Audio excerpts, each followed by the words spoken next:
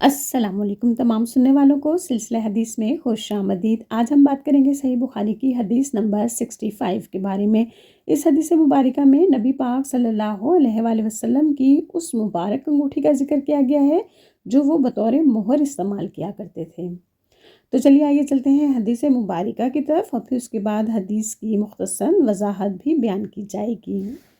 हदीस नंबर 65 हज़रत अनस बिन मालिक रज़ी अल्लाह ताला अन्हु से रवायत है। उन्होंने फरमाया, नबी सल्लल्लाहु अलैहि वसल्लम ने ख़त लिखा या लिखने का इरादा फरमाया तो आपसे कहा गया वो लोग बग़ैर मोहर लगा ख़त नहीं पढ़ते।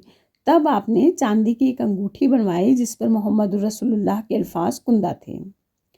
हज़रत अनस रज़ी अल्लाह ताला अन्हु का बयान है कि उसकी खूबसूरती मेरी नज़र में खुब गई, गोया मैं अब भी आपके हाथ में उसकी सफ़ेदी को देख रहा हूँ। शोभा कहते हैं, मैंने कतादा से पूछा, उस पर मोहम्मद रसूलुल्लाह के अल्फाज कुंदा थे। ये अल्फाज किसके बयान करता है?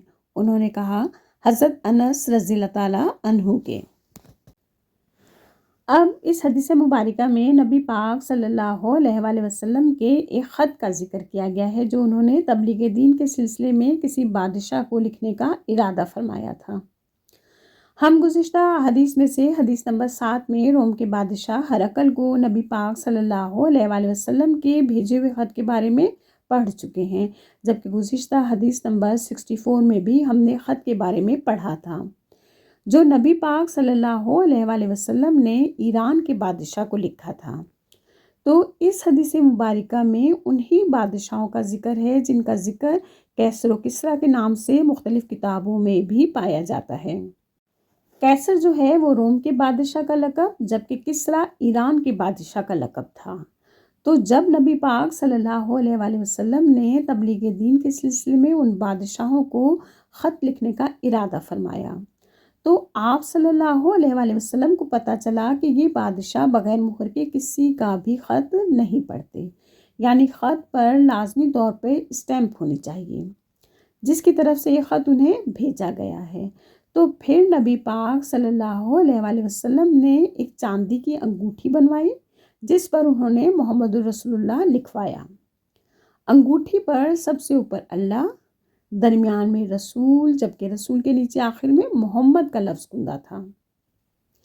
हज़रत अनस रज़ी अल्लाह ताला अन्हु फरमाते हैं कि वो अंगूठी इस कदर खूबसूरत थी कि मेरी नज़र में उसकी खूबसूरती खुब गई और मैं आज भी, यानी जब नबी पाक सल्लल्लाहु अलैहि वसल्लम के विसाल के बाद भी उनके बारे में सोचता हूँ तो मुझे ऐसा महसूस होता है कि नबी पाक सल्लल्लाहु अलैहि वसल्लम अपने हाथ में वही सफ़ेद चमकती चांदी की अंगूठी पहने हुए हैं।